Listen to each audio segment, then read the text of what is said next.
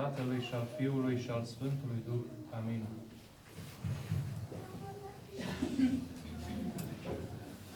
Și după ce a trecut ziua sâmbetei, Maria Magdalena, Maria, mama lui Iacov și Salomea au preparat miresme ca să vină să lungă. Uite la Marcu, capitolul 16, versetul 1. Iubiți credincioși, Sfânta Evanghelie de azi ne vorbește despre învierea Domnului nostru Iisus Hristos. Era un ritual a evrei ca după 3 zile să se ungă trupul mortului cu ulei sfințit, cu miresme. Și să știți că lucrul acesta era o practică străveche. Dar nu numai în astfel de împrejurimi se folosea un de lemnul sfințit, sau mirul, sau miresmele, ci această practică a ungerii o găsim în mai multe locuri, începând cu Vechiul Testament. Și iată ce ne se spune la Ieșire, capitolul 10. Și a poruncit Dumnezeu poporului Israel să ia mir de ungere și să ungă cortul și toate cele din el. Apoi să ungă jertfelnicul arderilor de tot. Știți că evreii au primit poruncă de la Dumnezeu să facă un cort unde a pus chivotul și toiagul lui Aaron. Și cu acest cort se mutau dintr-un loc într-altul. Dar când a fost făcut, atunci Dumnezeu le da poruncă lui Moise cum să-l sfințească cu ulei sfințit. Și toate lucrurile care au fost puse în slujba lui Dumnezeu au fost sfințite cu un de lemn. La fel și persoanele alese pentru slujirea Dumnezeu se numeau unșii lui Dumnezeu. Prorocul Samuel îl unge ca rege pe primul rege al Israelului a fost Saul. Și zice, ni se spune la 1 Regi, capitolul 10, versetul 1. Atunci, luând Samuel vasul cu un de lemn, a turnat pe capul lui Saul și l-a sărutat zicând, iată, Domnul te unge pe tine, cârmuitor al moștenirii sale, vei domni peste poporul Domnului și îl vei izbăvi din mâna vrăjmașilor celor din jurul lor. Sigur că în felul acesta erau unși regi, erau unși regi, chiar toate persoanele alese de Dumnezeu, începând cu Saul, David, Solomon și cu toți ceilalți. Și prorocul care avea poruncă de la Dumnezeu, mergea, se punea într-un corn, așa, de animal, se punea un de lemn și turna pe cap. Spunând voia, spunând acolo sau de toată lumea că este voia lui Dumnezeu. Regele Solomon a fost uns de preotul Tzadok. Iată ce spune, ce se spune la 3 Regi 1:39. Și a luat preotul Tzadok cornul unde le-a sfințit din corp și a miluit pe Solomon. Și s-a sunat în trâmbițe și tot poporul a strigat, trăiască regele. Iar în cartea Psalmilor citim așa, aflat am pe David, robul meu, cum de lemnul cel sfânt al meu l-am uns pe el. Spune Psalmul 88, versetul 20. Și să știți că și în biserică se practică acest lucru al ungerii. Și la botez, copilul sau cel care se botează se unge mai întâi cu un de lemn sfințit și apoi cu mir, mirul acesta se sfințește odată la 4 ani. Se folosește de obicei ulei obișnuit sau și de măsline se poate folosi. Se folosesc 38 de diferite aromate. Și în Joia Mare, un sobor mare de episcopi sfințesc acest mir. Marele mir spune și se administrează copilului. Preotul spune, amintiți de la botez, când ați botezat pe cineva, pe ce te-a dat de Sfântul Duh, amin, se face o cruce la frunte, la barbă, la urechi, la spate, la piept, la spate, la mâini și la picioare. Când vine episcopul sau arhiepiscopul să sfințească o biserică, se folosește mir autentic, acest de mare mir. Și încă o dată se mai folosește, dacă cineva pleacă din Biserica Ortodoxă și apoi se reîntoarce. Atunci se folosește din nou acest mir. Mirul pe care îl folosim noi la sfârșitul slujbei, sigur că este sfințit, este ulei binecuvântat, așa, care miroase foarte frumos, dar nu este mare de mir. Deci acel mir se folosește doar de 3 ori, în 3 cazuri pe care vi le-am spus. Și sigur că copilașul sau cel care se botează, prin ungerea cu Sfântul Mir, primește darurile Duhului Sfânt. Deci specificea darul Duhului Sfânt. Și citim în Sfânta Scriptură care, și Isaia ne-a spus lucrurile care sunt darurile Sfântului Duh. Duhul înțelepciunii, al înțelegerii, Duhul sfatului, Duhul tăriei, Duhul cunoștinței, Duhul bunei credinței și Duhul temerii de Dumnezeu. Și de aceea putem să vedem dacă Duhul Dumnezeu e noi, dacă avem aceste daruri. Sigur că le primim, însă nu se pierd. Ele rămân așa nefolosite la omul care nu lucrează cu Duhul Sfânt. Omul, copilul botezat, întotdeauna are o șansă. Toată viața lui, până moare, se întoarcă la Hristos. Pentru că, prin botez, a murit Domnul cel vechi și s-a născut Omul cel nou. Omul cel vechi este Adam și Omul cel nou este Mântuitorul Iisus Hristos. Care și-a dat viața pentru noi. Este un botez despre un Domn, o credință și un botez. Să nu uitați lucrurile astea. Este un singur botez valabil și autentic, care se face în Biserica Ortodoxă. Sigur că este recunoscut și botezul catolicilor, pentru că sunt botezați tot în numele Sfintei Crei și a Reformațiilor. Pentru că l-au avut pe Jean Calvin, care a fost episcop. Și alte nu sunt recunoscut. Acum, în alte detalii eu nu intru, că sunt alții care pot să-și dea cu părerea mai bine decât dogmatici și așa mai departe. Dar trebuie copilul să fie botezat, așa cum am spus, în special în Biserica Ortodoxă. Și femeile au mers cu mir, ca companie, să ungă pe Domnul Iisus Hristos. Așa era ritualul, obiceiul, ca să nu se degradeze așa de repede corpul, să nu miroase.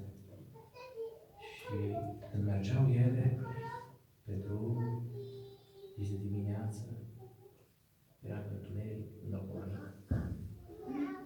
S-au gândit, cine va prăvări nouă ușcă, piatra de la ușa mormântului? Deci n-am mers niciun apostol să le ajute. Apostolii stăteau ascunși, așa ne spune Scriptura, de frica idei. Se temeau să nu fie prinși, să fie bătuți, să fie răstigniți. Pentru că totdeauna așa se întâmpla. Dacă prindeau căpetenia și o omorau, ca exemplu, mai omorau încă 10 sau poate sute de răsculați. Și se temeau. Au văzut ce i s-a întâmplat învățătorului lor și stăteau ascunși. Dar să știți că și femeile au fost văzute cu Mântuitorul Iisus Hristos. Dar ce Maria Magdalena i-a spălat cu mir. Picioarele învățătorului au fost spălate cu mir și șterse cu lacrimi și cu mir au fost unse picioarele și șterse cu părul ei. Știm că Iuda Iscariot s-a făcut risipa așa mare. Mirul acela se putea vinde și da săracilor bani. Nu era lui de săraci, era de pungă, de bani, el lua de acolo, la hoț, fura din bani. Și Mântuitorul știa lucrul acesta. Mirosuițele femei mergeau și ele cu Mântuitorul, exact cum mergeau apostolii. Pentru că din Maria Magdalena a spus Hristos Domnul 7 demoni. Unde se mai meargă el? Când a cunoscut viața adevărată. Unde să se întoarcă la păcatele ei? Știți că când se lasă de o viciu, de un lucru rău, și dacă este obișnuit să meargă la bar, la bufet, dacă se lasă o săptămână, 2 luni, și se duce înapoi acolo, să știți că prietenii de pare îl îndeamnă. Chiar dacă va rezista o săptămână, 2 luni, dar într-o zi tot o să trec de el așa, vorba aia, un mic necaz. Și poate e supărat și zice, hai mă, zice colegul de vorba aceea de par, bea și tu un par, că e un par, și să mai, și te oprești, nu se mai oprești. Deci femeile mirosițe au fost văzute cu Hristos. Dar ele nu s-au gândit, mă, poate să ne prindă și o să ne închidă, poate să ne omoare. Nu s-au gândit. De ce? Pentru că erau foarte curajoase. De ce? Pentru că femeile sunt curajoase. Femeia în sine este de multe ori mai curajoasă decât bărbatul. Bărbatul mai ce lasă că facem și mâine. Aici nu? Astăzi trebuie făcută, azi facem de mâncare, să facem curățenie, să facem ce trebuie. Bărbatul mai ce lasă că și mâine este timp și poimne, este una viitoare. Și femeia este mai curajoasă în multe cazuri. Și femeile mirosițe nu s-au gândit că vor fi prinse și închise. Ele au mers și numai s-au gândit cine va prăvări noua ușa, piatra de la ușa mormântului. Puteau să cheme pe un apostol. Dar când vezi un om că e leșinat de frică, mai zici, poți să zici ceva? Săraci acolo și de aproape leșinați de frică. Și-au revenit greu. Și-au revenit doar după ce l-a văzut pe Mântuitorul. Pentru că femeile s-au dus la mormânt. Și mare a fost mirarea când au văzut piatra dată de la ușa mormântului. De ce a fost dată? Pentru că Hristos a înviat. A avut loc explozia de lumină, dis de dimineață, prima zi a săptămânii, duminica. Și s-a dat un înger. Fațele era ca fulgerul și hainele lui albe ca zăpadă. Și străjerii, soldații, s-au făcut ca morți. Din cauza fricii. S-au făcut ca morți. A văzut un fulger, da? Ați mers oriunde, stânga, dreapta, și a fulgerat. Mai aproape sau mai departe. De dumneavoastră. Ce facem atunci? Ne facem cruce. Doamne ajută! E așa era și îngerul. Ca fulgerul. Ca un trăsnet. Cumva a fost motivați să lasă la pământ. Dar ei spune că s-au făcut ca morți. Din cauza fricii. Să știți că acolo era și, mi se spune, prin tradiție, sutașul Longhin. Mi se spune că el a împins cu surița coasta lui Hristos Domnul. Când era acolo pe Golgota, pe cruce, și a curs sânge și apă. Și când a văzut minunile sutașului, cum s-au despicat pietrele când a murit Mântuitorul și s-a despicat catapeteazma templului lor. Și când a văzut morții care au ieșit din morminte, că Hristos a mers în iad și a dezlegat pe drepții Vechiului Testament, pe oamenii buni i-a dezlegat. Și unii au înviat aici pe pământ. Și când a văzut sutașul Longhin, a devenit ucenicul Mântuitorului, dar nu chiar atunci. Se pare că a fost și la mormânt. Că Dumnezeu nu-ți dă numai o dovadă. Dumnezeu nu ne dă numai o dovadă. Știu că El ne îndeplinește o rugăminte. Sau că vrea să ne arate calea. Ne arată de 2 ori, de 3 ori, de 4 ori. Sau ne pune piedici. O dată de 2 ori, de 3 ori, ne pune piedici. Să nu mergem în direcția, să nu mergem în direcția aceea. Sau ne liberează calea. Așa a făcut și cu Longhi. Întâmplarea în ghilimele a făcut, era voia lui Dumnezeu, că el să fie acolo. Și el când a văzut ce s-a întâmplat, chiar dacă era aproape mort, leșinat acolo, tremura de frică, el a mers și a spus, Fariseilor, că am văzut pe Domnul în viață. Ceilalți au fost plătiți cu bani. El nu a tăcut, ci a mărturisit. Și a trebuit să fugă din Ierusalim. Și a fost prigonit și el, pentru că s-a încreștinat și a venit botezul. Iată ce face puterea Dumnezeu. Pentru inima deschisă. Pentru că dacă n-ai inima deschisă, poți să auzi toată viața. Evanghelia, mesajul, predică, că tot nu se înțelege. Și acum spune Scriptura, au ochi și nu vor vedea, au urechi și nu vor auzi. Pentru că nu este Duh în gura lor. Și care se desparte de biserică este eretic. Împotriva ereticilor a fost și Sfântul Nicolae, Sfântul Spiridon și alți sfinți. Începând de la Sfântul I Ecumeniu. Pot să roage ei toată viața. Pentru că, cum spune Scriptura, lătratul de câine nu se aude în Împărăția Cerului. Deci dacă ei au ieșit din biserică în 1606, în frunte cu John Schmidt și la el este șeful unei confesiuni, cum e baptismul, sau altcineva, cum este conducătorul Pentecostalul, care a apărut în 1900 în America, sau martorul Jehova sau altor confesiuni, nu este corect că cineva se iasă din biserică de capul lui să facă el biserică. Exact cum am ieșit unul dintre noi astăzi, da? Și ne facem biserică, ar fi corect? Nu ar fi corect. Ne-am lepădat de Hristos, de Maica Domnului, de biserica adevărată. E așa făcut și rugăciunea lor, cum spune Scriptura, să se prefacă în păcat, spunea. Nu înțeleptor. Dă, Doamne, ca rugăciunea lor se prefacă în păcat.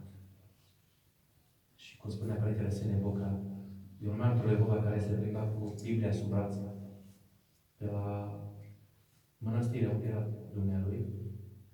I-a spus, tu să arzi cu Biblia în braț, în iad, o să arzi. Așa spune Părintele Arsenie Boca. Și noi credem că a fost un mare sfânt. Și acolo fiind femeile mironosițe, Maria Magdalena se tăguia, pentru că învățătorul nu era în mormânt. Îngerul Domnului a spus, de ce căutați pe cel viu între cei morți? Nu este aici, ce-am el? Mergeți, spuneți ucenicilor că vor vedea în Galileea, așa cum v-a spus vouă. Și au amintit femeile mironosițe de cuvintele Mântuitorului. De 3 ori a spus că la fi condamnat la moarte, prins, condamnat, bătut, răstignit la 3-a zi Evanghelia. Pe o ureche a intrat cuvintele în parte, pe cealaltă a ieșit, nu și-au dat seama ei mai mult. 2 dintre ei au vrut să ajungă, le-a propus să ajungă miniștri în Împărăția lui Hristos. Știți episodul cu Ioan și Iacov. Dă, Doamne, să fim unul de-a stânga, dar și la de-a dreapta în Împărăția Ta. Și el spunea că va merge la moarte. Nu înțelegeau atunci, nu pricepeau. Pentru că Duhul Sfânt nu se coborâse asupra lor. Doar de la 50 a plecat de ei, de la Rusalii. De sus Hristos, să nu vă depărtați de Ierusalim. Nu cumva să vă depărtați. Pentru că n-avea nicio putere încă. Duhul Sfânt trebuia să le dea această putere. Să se îmbrace cu puterea Duhului Sfânt. Și să propovăduiască Evanghelia la toate făpturile. Și ce a spus Hristos, iată eu cu voi sunt în toate zilele până la sfârșitul viacului. Și El este cu noi. Este aici. Este prin lumina care ni se arată și ni se dă de la Ierusalim, care se coboară din cer. Și cunoașteți lucrul acesta.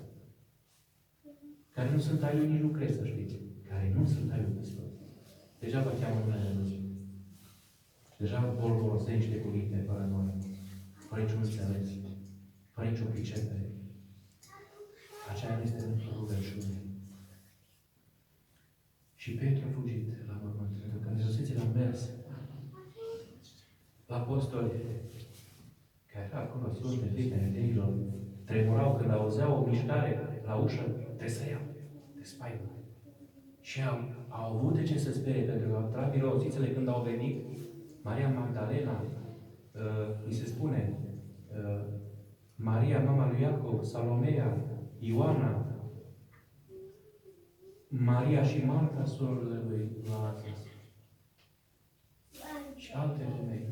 De când am intrat pe ușă, i s-au făcut mici, i s-a făcut inima cât un purece. S-a gândit, Doamne, au venit pretorienii să ne ridice. Au venit romanii. Dar nu. A intrat Maria în frunte, Magdalena, și a strigat, Hristos a înviat! Și erau mulți.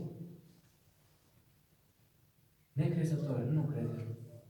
Păi dacă noi l-am văzut, nu crede. Și știm că Mântuitorul s-a arătat și celor doi ucenici, Luca și Cleopa, pe calea spre Emaus. Și ei au venit în fugă, în aceeași noapte. Și tot așa au intrat pe ușă și au zis, am văzut pe Domnul, pe învățătorul nostru. Noi nu credem. Unde era credința lor? Unde este credința noastră?